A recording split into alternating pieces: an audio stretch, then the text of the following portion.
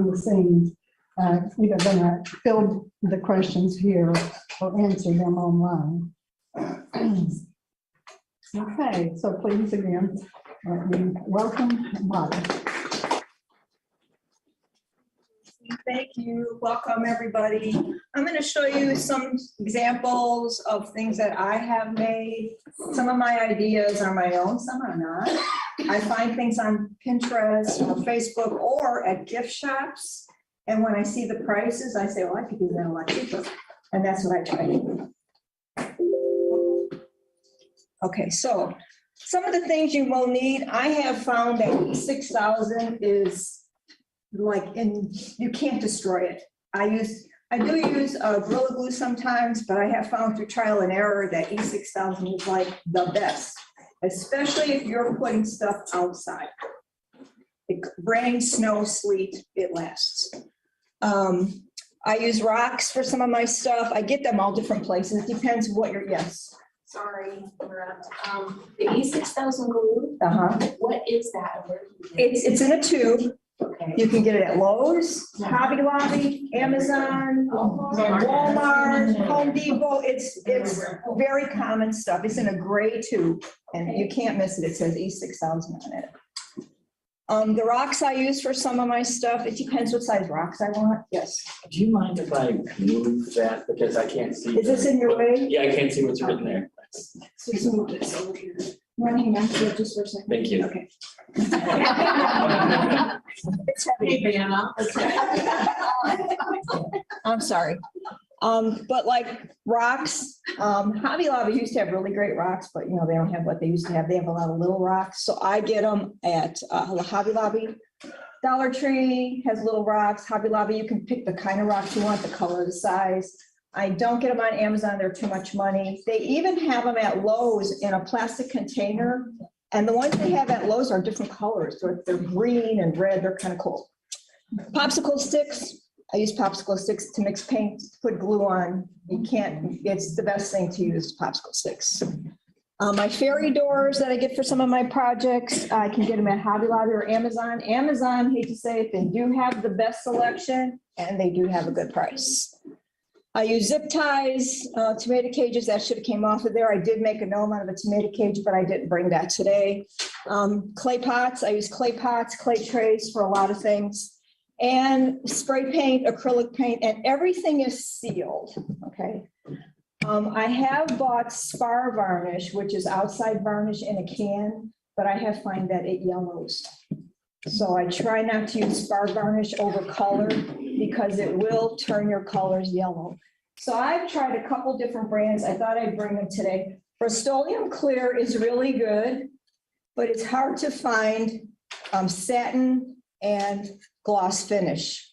Nowadays, the only thing I've been able to find is called Dead Flat. And if you don't want a sheen to any of your projects, Dead Flat works. The spar varnish in a can is an oil-based varnish. It works pretty good, but you have to be really careful with it. You have to use it sparingly because it'll run, and you don't run any varnish on your art projects. But this is good for outside. This is something new I've been trying. It's called Aleene's. It's called Aleene's, and it doesn't yellow. It dries really fast. It only comes in little cans. So these are just some of the things that I've tried. And so far, I like this one quite a bit. I've used it for several of my recent projects. But that just gives you an idea of some of the tools you'll need just to get started. Okay, so ironing boards. Who irons? I don't iron. Oh, good for you. I used to iron my husband's work pants like in the 80s. I don't do that anymore. And that was jeans. He had to have a crease in his jeans. But this is my ironing board, lady. And it's pretty simple to do. I just painted a design on her. These are all buttons. And I like bling. Anybody that knows me knows I always put a little bling in everything I make. This is a can. One of the Harriman Garden Club ladies brought some cans from the lunch lady at one of the schools. Her eyes are buttons. Her nose is actually a rock. And these are just some greenery I got at Hobby Lobby that was on sale. I buy everything on sale. I try not to pay full price. Her little cuffs on her arms, these are cups. And her arms are that great insulation you put around pipes. This is really easy. The Harriman Garden Club had a display. In fact, it's still there. We called it Iron Town. So if you want to go take a look at some more, our display is still there. And we have all our ironing board people up there. But this is just something that's lots of fun. It's easy. And she's going to go to Royal County Park for a while. So, and she's also sprayed. I sprayed the paint so that it wouldn't rub off or start to peel. So she does have a coat of sealer on her. Let's get her out of the way. Linda had a good idea to use a spider plant. Yeah, and you know what? It's really easy. You can do it with your grandkids. It's a lot of fun. You can make her arms out of pool noodles, PVC pipe, you know, whatever. It doesn't really matter. Yes, that's okay. So the arms, did you spray those too? Yeah. And the spray didn't affect? No, you know what's happening? That's outdoor Rust-Oleum spray paint. It kind of peels when the insulation kind of crinkles when you try to position her arms. So it kind of peels. I mean, it was gray. I just didn't want her to have gray arms. But if you buy, you know, noodles, they're all different colors, so it doesn't really matter. Or PVC pipe, but that would be, you'd have to actually paint that, you know, but it's whatever you want to use. Okay. Yeah, it's really, and that's, if you use something soft like that, you can manipulate it. Where a piece of PVC pipe or whatever you have, you're not going to be able to manipulate it a whole lot without buying those elbows and stuff for it. Yeah, I was just wondering if the spray would interact or do. It's not doing anything except, if you can see where it's kind of cracked, it's just starting to peel a little bit. And she was outside, I don't know, about a month and a half, and then I took her home because I had to use her for another presentation. But I just keep all my stuff in my screened-in porch during the winter, so she's protected. And you just use that glue for the cups? Yeah, they're screwed on. My Oh, husband okay. screwed them on. I was like, oh, that's. Yeah, but impressive. everything else, all her eyeballs and her little buttons, all that is E6000. Okay. It's all E6000. And I use a lot of E6000, a lot. Okay. So fence posts. If you go to, there's a gift shop in Oak Ridge in Jackson Square, and they have PVC posts that are painted and decorated, and they have like appliques on them. They have quite a few that are Beatles themed songs. So they're really expensive. They're like, you know, a couple $100 for one that's 5 foot. So I thought, well, I can do that. So this is a 4x4 treated piece of wood. You can get them anywhere, you know, Lowe's, whatever. They come in different heights. If you get a really big one, you can always just cut them in half. They won't cut treated wood for you at Lowe's. I asked, they won't do it. So all I do is I do some prep work. I'll sand them a little bit, get all the bumps and scrapes off of it, make them nice and smooth. And then I'll put a very, very thin coat of varnish on them, and I will brush it on. And I'll put it in my garage where the temperature is, because we have attached garage, is kind of temperate. It's not too hot, it's not too cold. Because it is treated, you want some of that moisture to leach out of it. Otherwise, if you don't do it and you put it somewhere where it's too warm, it's gonna warp on you. So, and then I just paint it. You know, yes. Did you put the same kind of varnish that you do at the end to protect it? No, I spray it at the end. So what? Because the brush varnish, it yellows. I've tried all different kinds. I just buy I have some of this, some of the Varathane Ultimate Spar Varnish, but I have it in a can, you know, like paint. Okay. And I'll just do a real thin coat of satin finish, very thin. Maybe it's just like almost nothing, just to help it cure. This particular post, this is all outdoor paint on it. I do buy some outdoor paint, you know, like you use for your house. I get quarts of it because I don't need a gallon of one color because I can't stick with one color too long. I have to have lots of colors. So this is all outdoor paint. And the flowers are all done in acrylics. And then if you see my little bling, I have to have bling. I have a little bit of bling. These are just little beads. I buy them wherever I see them. Sometimes I see them at the dollar store. They're plastic. Hobby Lobby, wherever I find them, I buy them.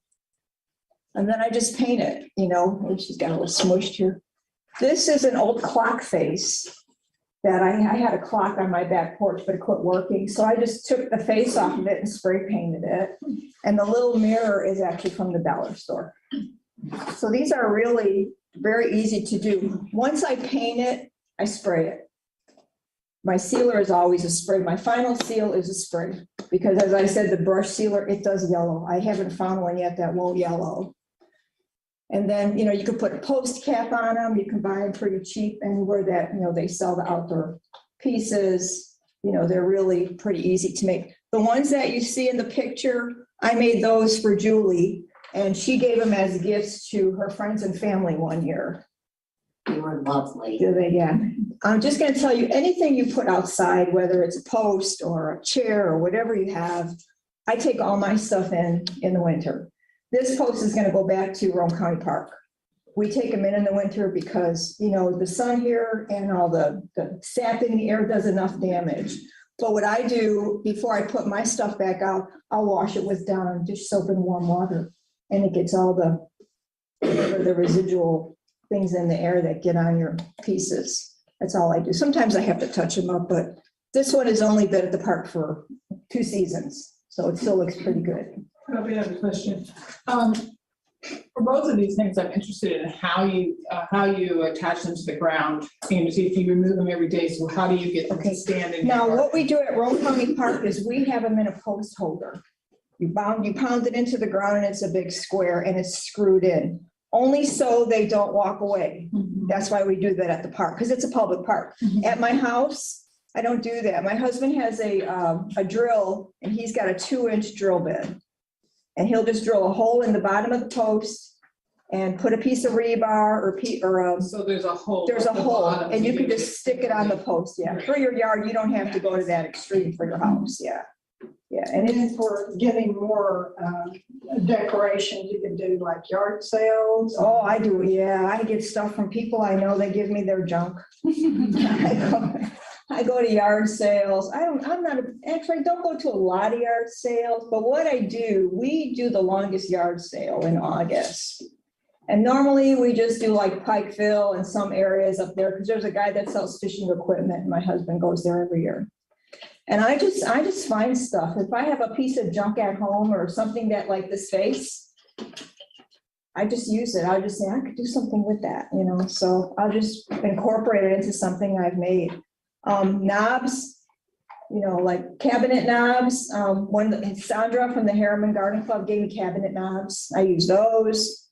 I mean, I use just all kinds of stuff I can find, you know. As long as it's okay, as long as, you know, it's gonna hold up well in the Tennessee weather. Tell Laura how you fix the ironing board to the ground. Oh, the ironing board. Okay. So with the ironing board, I just put you know, when you see those plastic fences they put up and they got the fence posts with the holes in it, just pounded that in the ground and just zip tied it. That's all we did. Or you could just take a piece of rebar or a piece of PVC pipe, just something to stick in the ground that's going to be sturdy, and you can zip tie it to the back of your ironing board, lady.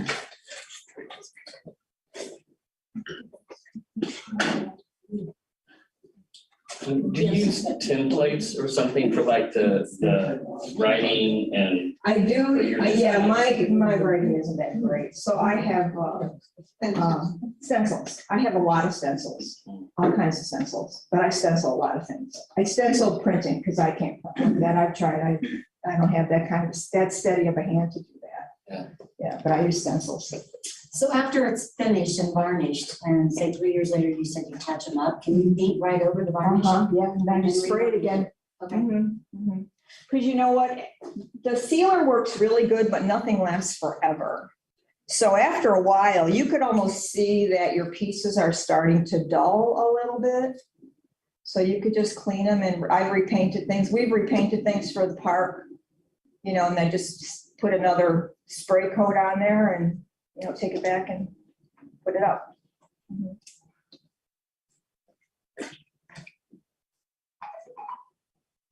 Okay, I didn't bring any porch signs with me. I don't have any right now, but these, I don't know how popular they are right now, but for a while they were like really popular. When people were, spending, like I said, you go to some of these, even Hobby Lobby with 50% off, a thin piece of board, is $50. So you can use any kind of wood. I was lucky enough to get barn wood from one of our members. So when we sold them at our plant sale, I used all real barn wood. So all I did was I clean everything before I paint on it. I always clean everything. So I just clean it, stencil it, and paint it. One thing though, with the stencils, I don't paint with the stencil on the wood, because if you spray it, it's going to bleed underneath your paper stencil. So actually I have these white pencils that I use. They're art pencils. And I put this, I take the stencil on and then I outline it. So all those letters are hand painted, several layers of paint, and then they're sprayed. And you just put it on your porch. Yes. So maybe a dumb question, but how do you clean like barn wood? I mean, do you just? Would have, actually, no, my husband used a power washer. Okay. Yeah, because they were, in a barn. So he used a power washer. And when you do use barn wood, it's very porous and it's all kind of jagged and chewed up. So you're going to use a lot more paint. And though the white is outdoor paint, the green and the blue are acrylics. But usually a lot of times what I do with stuff, I paint things white. I'll get to that depending on what color I'm using. So I always have white outdoor paint, always. And I like satin. I don't like flat finishes. I like a satin or a gloss finish. But for my base coats, I use satin. Yes, ma'am. I was thinking out loud, you could also buy the letters and glue the You letters. could glue them on, right? If your surface is so Yeah, rough, it makes yeah. it hard to paint. Yeah. But I just sit and hand paint it. It's just me. It all depends. If you like to do tedious things, which I don't mind doing tedious things, it's like therapy for me to just kind of sit, paint, So it depends on, how fast you want to do it, how much money you want to spend. And if you have one of those Cricuts, I don't know how big the letters are on a Cricut, but you might be able to make your letters with a Cricut. But you can't make letters with a Cricut, and it's the size of the vinyl that you buy. Oh, is it? Oh, okay. See, I don't know. I don't know What how size big- of the cricket? Oh, is it? No. I don't- That's one thing I don't have. I don't have a Cricut. So Bobby, the acrylic paint that you use, Mhm.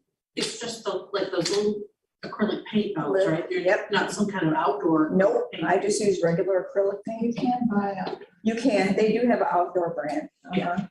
But since like I said, I can't stick with one kind of color. I gotta have 8. Well, some of the girls have been to my house and worked on stuff. I have a whole little bureau full of paint, little box of paint. Actually, my favorite are the metallics. I love metallic paint because it's blingy. I just love metallic paint. But yeah, these are really easy. And this is like something you can do with your kids. If it's a nice gift for somebody and it's not a lot of investments, you can use an old piece of plank. You can use a piece of plywood if somebody will cut it for you. Because once you paint it, it changes the whole piece, it makes it totally different. It doesn't look like just an old piece of wood. Okay, birdhouses. Well, I'm not allowed to use the table saw. I don't know why, but my husband won't let me use it. So when I do birdhouses, I used a lot of leftover barn wood that we just happen to have. We had some scraps of wood that people give me stuff. Any kind of wood will do. It depends what you want to make. So what I do is I draw the birdhouse and then my husband cuts it out for me and puts it all together. And I'll use whatever I have. This birdhouse, I got kind of nuts with it. It's got like everything on it, which I do get carried away. So this is some stuff this is just a doorknob plate. I got a bunch of these at somewhere. I don't know where I got them. I have so much junk in my house. And then these are keys. My husband had a bag of keys he gave me. And actually I spray painted the keys. And then these are just little button appliques that I actually got at Hobby Lobby in the spring shop. When they had their spring shop, and it wasn't by their crafts. It was in an aisle by, I don't remember even what it was. I just walk in the store and I find things.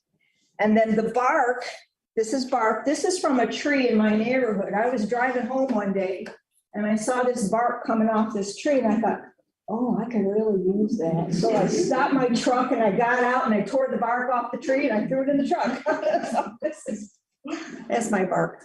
The little green stuff on the top, that's just fake moss, and you can get that. I'll pass this around if you guys want to look at it. On the bottom, those are knobs. Those are Sandra's knobs. Sandra gave me these knobs. She goes, here, I know you could do something with this stuff. So those are just door handles and a lot of E6000. So what I did with this particular birdhouse, the first thing I did, I sprayed the bark. Well, I cleaned the bark. I just washed it off with a hose and I wanted to make sure there were no bugs in it. So I sprayed it with bug spray because I didn't want to bring termites into my house or anything, you know. And I just let it sit outside my yard for quite a long time. And then I sprayed it with this, with the Varathane varnish and let it sit. And then I sprayed it with purple glitter paint. And then I just pulled the pieces off the big thing of bark and I just kind of fit it all together. That's all I did. And this is all painted and sealed. Everything is sealed. So this is all sprayed and sealed. The other ones that you make, they're the birds used, I mean, not this one, because there's no way to get in it. There's no clean house on these. These are decorative birdhouses. But I was reading an article that if you don't have a clean out, if you tip the house, you could usually get the junk out of it. But this hole is really small. Now these birdhouses, this one here with the stone on it, that was a birdhouse I made for UT Gardens and that was auctioned off. Was that 2 years ago? That one's made with stone and old jewelry. Another friend of mine gave me a whole box of old jewelry and all I did was take all the beads off the strings. And the top of that birdhouse are wood chips, smoker wood chips that you put in your smoker. That's what's on the top of that birdhouse. Now the ones on the top, the brown one, that's scrap wood. We just had a bunch of scrap wood in the garage and my husband put that together. And the other ones are just made with some type of wood. I don't know what he had there. Now the gray one on the bottom, that's old barnwood. And what I did is I just painted it with gray metallic paint. And then I sprayed it with paint, And then I bought these, you could buy a lot of different types of paint at Hobby Lobby. I buy a lot of these different finish paints. They have glitter in them. They have like a paint altering color where they shimmer and shine. And I use some of that on some of the things that I make. But, you know, if you're ambitious and if you could use a table saw, that's great. But like I said, my husband won't let me use a table saw. I'm a little accident prone and he doesn't want to find my fingers laying on it. You know? So, but it's a lot of fun. I enjoy it. One is full of buttons. It's all buttons. But the birdhouses you see, those 5, those will be at our symposium. And this will be at the symposium. And I have more at home that I made that will go to the symposium. Okay, chairs. Now you could have a plain old chair or you can have a pretty chair. I mean, it depends what you want to do. Everybody's got chairs, right? They got an old chair, you don't know what. I like the ladder back chairs, but any chair will do. It doesn't really matter. So you just find a chair. Actually, I drove all the way to some part of Knoxville that I've never been in my whole, since I've lived here, and bought these chairs from a lady for $2 a piece. Why I drove that far, I don't know, but I did. I bought a couple of chairs. Paws has like a flea market every year. I bought some chairs from Paws, and you know, people give me chairs, and I have chairs down in my basement or my lower level I need to paint. But anyway, so the first thing I do, I take out, if there's a seat, the seat will come out. And most of the chairs I buy have either cloth seats or they have, you know, the straw seats, but they're old. They're not real. They're not antiques. So I just take the seat out.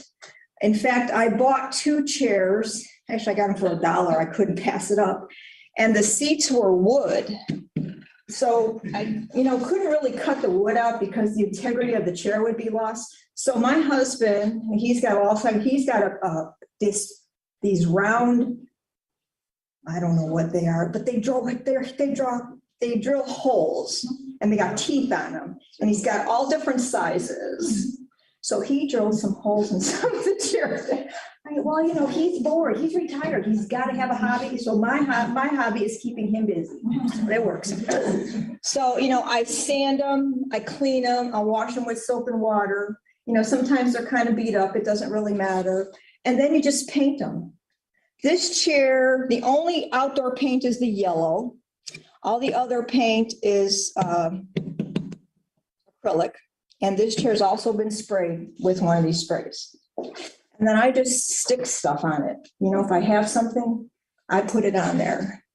The chair that you see on the right, the blue chair, that chair has an old spigot on it that I found at the longest yard sale. And I just had these little clear crystals that had holes in them. So what I did, I took fishing line and I just tied the crystals on the fishing line and I ran it through the spigot. And then my husband attached it for me. But, you know, I wake up with ideas. I told the girls I really need to like get a life or something. I don't know. But I think of things. I'll think of things when I'm in the yard. I'll make a dinner. I'll go, oh God, that would be a great idea. But it's just, you just think it just like comes out, you know? Yes. If I do then, so when you painted that chair, did you take some of the pieces apart? No, Leave them on the No. chair, or did you just take No. them down? all I did was just paint them. I have a pretty steady hand. So for me, it's okay. But you know, you could just do them all one color. You could just do two colors. Paint, I very rarely use it, but it's great to use. What I'll do is I'll try to decide what kind of pot to put in here. So these are just some old pieces of wood we had, and he just put these in here so the pot would lay on it. My concern is if the pot is with the soil and the plant is being positioned just in the chair, what's to keep it from falling through? So I always do some type of bracing underneath. And I use all kinds of stuff for pots. I just don't use regular pots. In fact, we were, once again, the longest yard sale, and I saw this yellow and green bowl, and I thought, oh, that's so cool. I didn't really look at it. I just liked it. So I got it home and I thought, oh, that's a popcorn bowl. So I just drilled holes in the bottom for drainage. So it's going to go into a chair. But it's really, you use clay pots, plastic pots. It doesn't really matter, but I usually brace it because the soil will be really, really heavy. And then you just bling it up, whatever you want to do with it. Okay, clay pots. So you can have a clay pot like that if you really want to. Or you can have a clay pot like that. So these are all clay pots. They're end to end, back to back, inside of each other. Depending on what you're going to do with them, you can make them plant stands. You can use them as a little side table, whatever you want to do. So I paint them. I paint flowers on them. I bling them up if that's what I feel like doing. And they're all sealed. Everything is sealed. Everything. This is a tray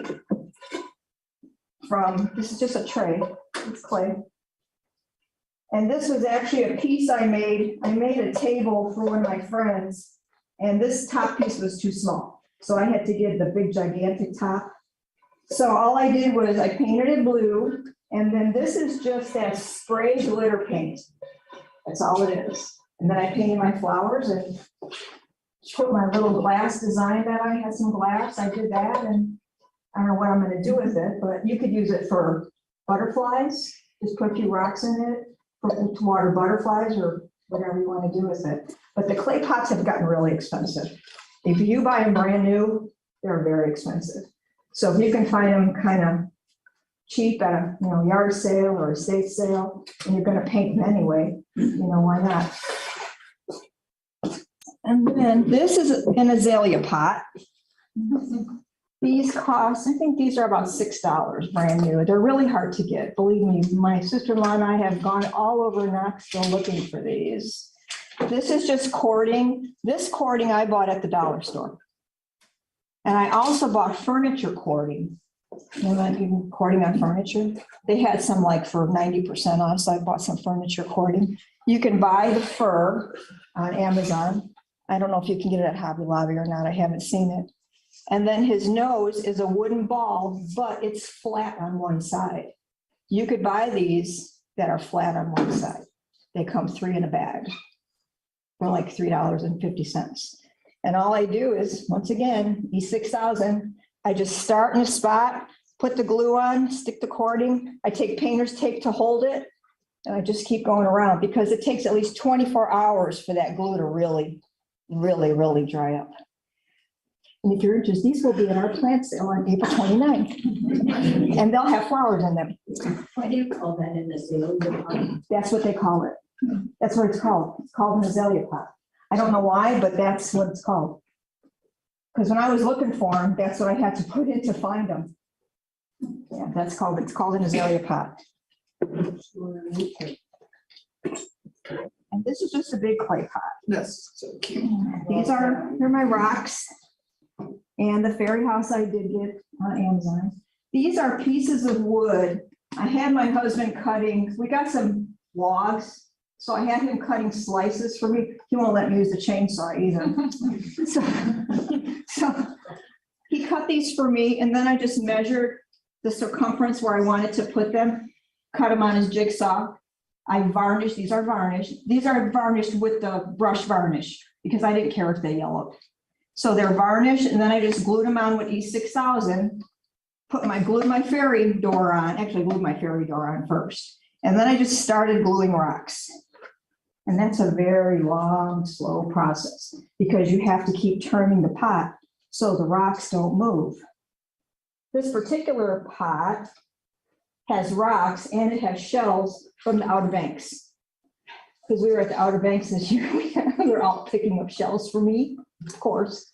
So this one is rocks and shells. But the door and the 2 little windows, I think that might have been like $12 or $15, which I think was too bad. And then I got my little fairies, my little mushrooms, and so it's just a real easy thing to do. The one thing I would advise people not to plant directly into the clay pots because, they do soak the moisture into the clay. And I don't know how long anything will stay on something wet. So what I do, I always put a pot inside the pot, just so that it lasts longer, you have it longer. And once again, I would tell people to bring their stuff in the wintertime. It'll last a lot longer, but we'll also have these at the symposium and the plants. If you don't feel like making one. Here's my thing. Okay, but some easy stuff to do. I didn't bring any gourds. We have a lot of members in our organization that have gourds and they're like, well, what do I do with all these gourds? Here's what you can do. You can make bird houses out of them, bird feeders out of them. It's pretty easy.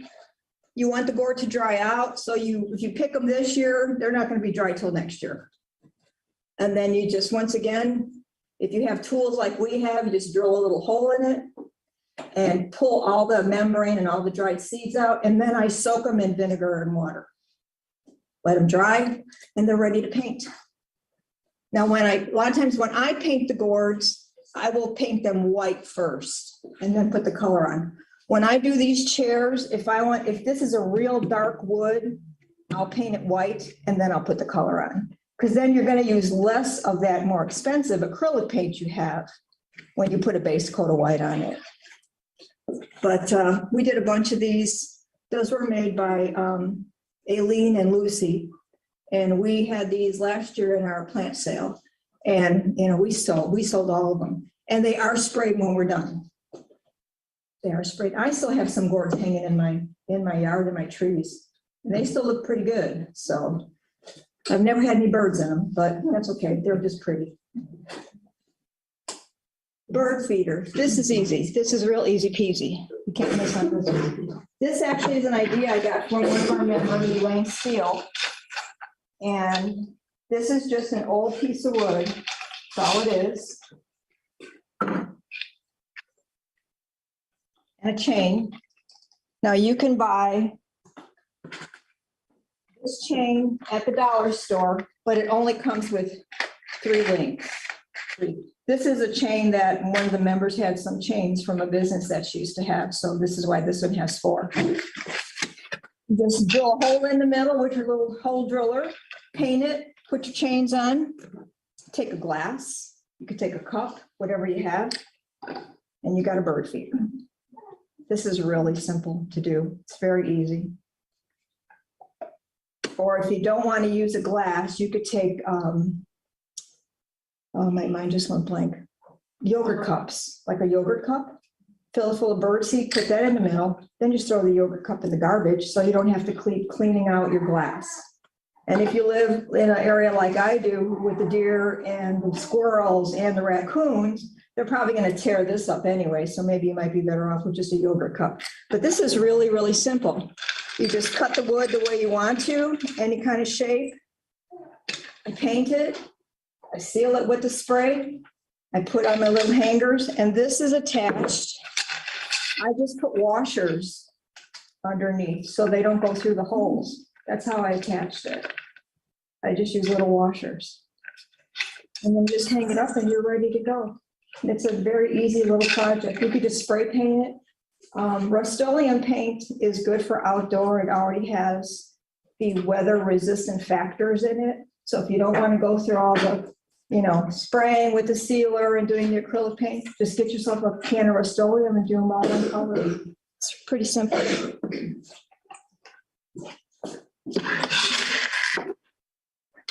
Okay, keep losing that mouse.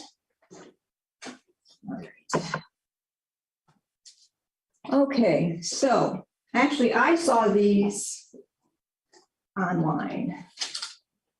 And this is pretty easy to make. It just takes a lot of screws or nails. That's the big part. So these are 3-inch screws. That's what these are. These are $31 a box. They're probably more right now. But, so there's my screws. And then you want to put a bunch of holes in your round ball. This is a 2-inch wooden ball. And if you buy these, make sure it's not flat on one side, because then your allium is not going to be a little flat. So you have to be careful, because they do have ones that are flat for the nose, and these are round. And these they're 4 in a bag. These are 2-inch ones. And then all the holes, these are made with a punch press. So it's really easy. So if you don't have a punch press and you have to use a drill, it's going to be a little time consuming. But you just put a bunch of holes in your wooden ball, and then just take a screwdriver. Because when you do your holes in your ball, with the punch press, you can set it to how deep you want it to go. So, when we set the punch press, we just set it so it does just the very tip of the screw, maybe about 1/8 of an inch, because you don't want to go all the way through, because then you're going to have a problem. And I just took a Phillips head screwdriver, I screwed all these in, and I just spray painted it purple. I have some yellow ones and pink ones at home. And then this is just a metal rod. You could use a threaded pipe. You could just use a piece of metal pipe. I need to get some longer ones because this is a little bit too short, but it's really, really easy. And this, I think, will stand the test of time because it's all Rust-Oleum and metal. And actually, we're going to be making these for the children's garden at UT Gardens. Myself and one of the ladies that works there, Holly. She's one of the people that works at the garden, and we're going to put these in the children's garden. But this is really easy. And once Put a little bit of lean on the bottom. well, Does that make it all yours? this has glitter paint on it. You can't really see it unless you look really close. But this, I did a little bit of purple glitter paint on it. And I don't have a picture of this, but I saw these online. I call them fairy ones. I don't know what they call them. But this is a threaded piece of pipe. This is just a door handle. And these are called big bead jewelry. And all you do is I take a little screw and I glue it where I want it so it doesn't come unscrewed. And I just add my beads and my little topper, and I got a little fairy one. Now I have one, I put one in my yard, and the little jewel came off of it because the weather. So I'm probably going to stick to keeping mine in the house in my house plants. But this is really just real easy to do. They used to have a vendor in Sweetwater There's that flea market in Sweetwater, that one's at 68, yeah. And they had like bags of these really cheap. But you know, you can use anything you want. And then the knob on the top, the hole is the same size as the threaded pipe. So I just, once again, a little bit E6000, screw that in. They should pay me for advertising. So that's really easy to do. Okay, I think that's it. So that's all I have for this presentation. I hope y'all learned something. It's a lot of fun. It's gonna cost you a little bit of money because you know nothing is cheap anymore. These are just some pictures of my yard. Just thought I'd throw that in there. I don't have a lot of garden art that I've made because I pretty much sell everything or give it away. But these are some of the things that I have bought over the years. There's my chair. It's got hostas in it. These are just that moose. I've had that moose for, I don't know, 15, 20 years. I used to live in Northwest Indiana. I bought it at a garden shop in Indiana. And then the butterfly in the middle, I was on a tour with UT Gardens, my sister-in-law Linda and we went to this garden shop and I had to have that butterfly. Granted, it's probably about 60 pounds, 70 pounds. So it went in the back of the bus, but I wasn't the only one. I wasn't the only one. And my head, I got this thing about heads lately. I don't know what it is, but I really like them. And I've got a couple different kind of heads in my yard. I have the one where the guy's got the feet and just the head with the hands. And I don't know, right? I have this thing about heads these days. I don't know why. But thank you. I hope you know, there's my unwanted guests. Yeah, aren't they cute? They even pose for pictures. Yeah, they're not afraid of us at all. Yeah, my unwanted guests. Well, I hope you enjoyed it. It's all what your imagination is. You know, you can do a lot of things with a little bit of stuff. You don't have to go buy a bunch of stuff. You can just go junk it and find stuff. Just to reiterate what was said earlier, on February 11th, we are having our symposium at Rome State College. It's going to be a great event. We have some stellar speakers. I think you'll enjoy it. It's $30 for the whole day. Continental breakfast supplied by the Master Gardeners. We have a box lunch and we're going to have a dessert bar. All the desserts are made by our members. So it's going to be a wonderful event. Jerry Stevenson is going to do a silent auction. Or I'm sorry, live auction. I don't know, a silent auction. Yeah, he'll be up there not saying anything. But he's going to do a live auction. We're going to auction off centerpieces. We have members we have a very talented group of members. We have ladies and gentlemen that are making things for our symposium. So I think you'll really enjoy yourself. And with the lineup that we have of presenters, you should be so much knowledge to impart with us. It'll be wonderful. The next big event is our plant sale, April 29th. It's from 9 to noon at Kingston City Park. Vegetables, perennials, annuals, garden art, a raffle. Get there early because we have people that come every year. And I'm telling you, in the first hour and a half, we are cleaned out. The community here is extremely supportive of the Master Gardeners. And all of the dollars that we get from any of our fundraisers, we put back in the community. Our lunch and learns, our symposium, Rome County Park. If you haven't been there at our garden, we have a new garden at Southwest Point. It's a native healing garden. We do landscaping for Habitat for Humanity. So there's a whole gamut of things that we do, and everything we do and all the money that we make goes back into our community. So if you want to follow us, this is our Facebook page. It's all of our events, all of our lunch and learns with our topics, all of our upcoming events. If you would like to be part of our mailing group, please leave us your email. I hope you enjoyed this presentation, and I look forward to seeing you all at our symposium. Thank you. Thank you, Bonnie.